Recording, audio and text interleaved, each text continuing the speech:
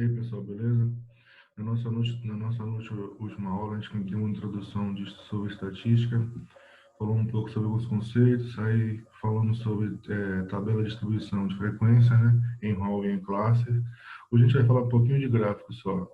A gente vai só falar de gráfico, dar alguns exemplos e como são usados, né, porque determinado tipo de gráfico serve para algum tipo de informação, né, para passar algum tipo de informação. Mas a gente não pode usar qualquer gráfico em qualquer informação. Então, primeiro, bora ver o que definir, né? Ou dizer para que serve o gráfico em estatística. Então, coloquei um textozinho pequenininho aqui para a gente dar uma olhada, né? Para estatística, os gráficos são considerados uma forma objetiva de apresentar informações categorizadas ou os dados estatísticos ao leitor. Então, a ideia é que você tem uma pesquisa e que os valores dessa pesquisa sejam quantificados e passados através do gráfico, de forma simples e compreensível para qualquer um que leia. Neles podemos dizer que a sua finalidade é proporcionar ao leitor, em geral, uma compreensão simplificada das informações, como eu acabei de falar. A ideia é passar a informação, e de forma simples, né, e que não cause algum tipo de confusão. Bem como a verdade das informações, né, ou seja, o máximo possível de informação sem manipulações e sem invericidades. Dependendo do tipo de dados e de suas características, existe um tipo de gráfico. Corretamente. Hoje, os gráficos mais utilizados são gráficos de linha, de segmento, linha ou segmento, que é a mesma coisa, o gráfico de barra, o gráfico de setor, que é conhecido como gráfico de pizza, e os pictogramas, né? Então, o gráfico de barra, você pode ter barras horizontais ou verticais, e aqui você tem duas entradas, dois eixos, duas grandezas, podemos dizer assim. Nelas, você tem eixo horizontal e eixo vertical, dando informações para vocês, sendo que a gente pode ter mais de uma barra para determinada informação. Aqui, por exemplo, a informação dos anos, né? Então, você pode ter aqui 3 anos seguidos, você pode ter 3 informações referentes ao mesmo ano. Outra coisa importante também é que, normalmente, o gráfico de coluna, ele é muito utilizado para quando você está trabalhando com valores maiores. Como, por exemplo, aqui, 4.739. Então, trabalhando com valores muito grandes, então esse aqui é um gráfico que tem bastante utilidade. O gráfico de linha de segmento, né, que a gente acabou de falar, depois a gente vai detalhar cada um deles. O gráfico de setor e o pictograma, né? Então agora a gente vai fazer o seguinte, pega cada um desses tipos de gráfico, dá uma ideia, falar sobre eles, um pouquinho mais definição e um exemplo. Então, primeiro, o gráfico de barra, né? A gente falou aqui que normalmente o gráfico de barras ele é utilizado para quando você está trabalhando com números muito grandes, com valores muito grandes, né?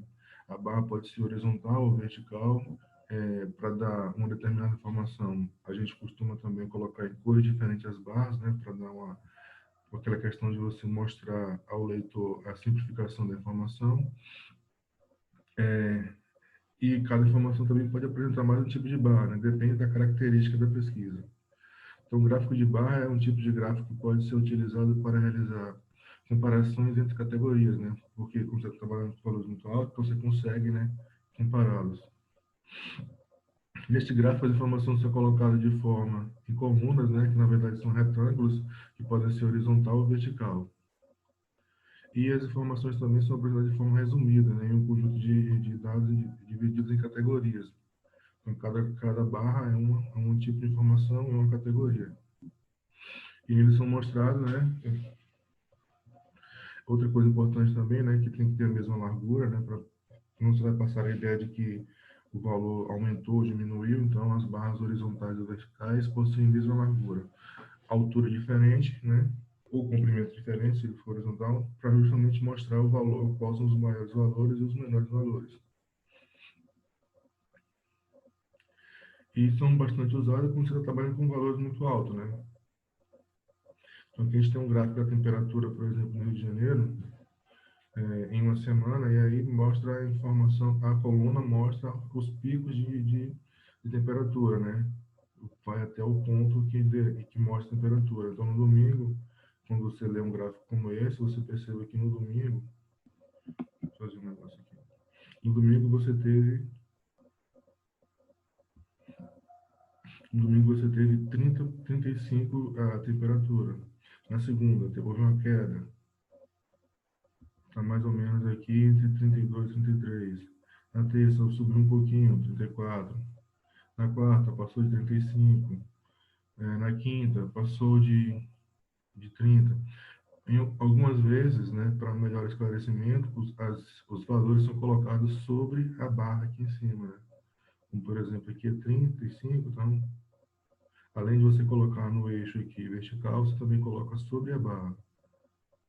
Nesse caso, não tem coisa diferente porque você está falando sobre uma mesma coisa, temperatura. Agora, se eu fosse falar assim, em um mês, colocasse aqui, cada coluna referisse à média de temperatura em um mês. Então, você tem 4 semanas em um mês. Então, você poderia colocar 4 cores diferentes, uma cor para cada semana.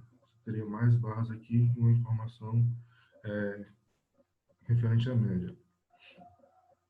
Então, aqui a gente perceba que são retângulos, né? Altura diferente porque são valores diferentes. E aqui está falando de temperatura, mas qualquer gráfico que envolva valores.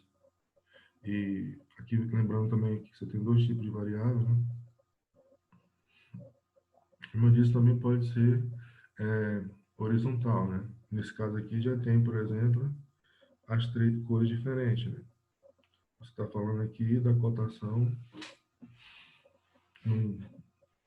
em dólar, não sei, não lembro de que produto é, mas aqui você tem, isso, a Bolsa de Valores e dos 3 países aqui, Europa, Estados Unidos e Japão. Então, cada cor representa um país, né? Uma bolsa de valor importante do país.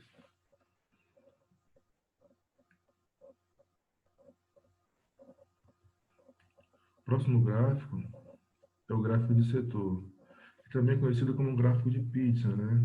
E o setor refere-se ao fato de você ter uma parte do círculo, então o setor sai daí. O pizza também, né? Porque quando você divide as informações lá, passa a impressão que é como se fosse uma pizza dividida.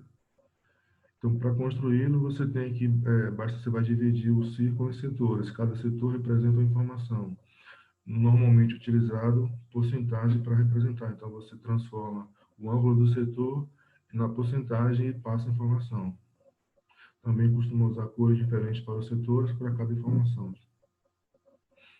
E outra coisa que, né, que a somatória dos valores vai dar o total da informação que você está trabalhando, né, o 100%. Então, aqui, por exemplo, a gente tem um gráfico do setor industrial no Brasil, né? Quais são as indústrias que nós temos aqui e a produção de cada um em porcentagem, né? Aqui você tem que esses dois aqui produzem mais. Você vai até a tabela, do lado ele verifica a cor, setor químico, azul, setor de alimentos. Então você tem os dois maiores aqui e o resto tem o menor. Qual o menor? Os outros estão todos empatados com 8%. E também pode ser em 3 dimensões, né? Mas ainda da mesma forma. Aqui não tem a porcentagem, mas tem as cores para indicar. Você tem que ter um índice aqui para indicar o que está se referindo. É uma pesquisa de escolar, né, que perguntou por que as pessoas dizem que você é bonita. Aí tem aqui os motivos. Né? Porque você é rico, está bêbado, porque é verdade, ou porque ela é sua mãe, né? O que uma pessoa te chama de bonito, né? É porque você tem dinheiro, porque a pessoa está bêbada e olha para você e não enxerga a sua beleza direita, ou porque realmente é verdade que você é, ou porque está se referindo à sua mãe. É meio que uma piadazinha sem graça. Mas aqui a informação importante é que esse tipo de gráfico dá muita ideia da relação da parte em relação ao todo. Você tem várias partes aqui, uma parte compõe a relação total aqui. Então, você trabalha bastante com porcentagem e com proporção nesse tipo de gráfico. Dá uma pausa aqui rapidinho.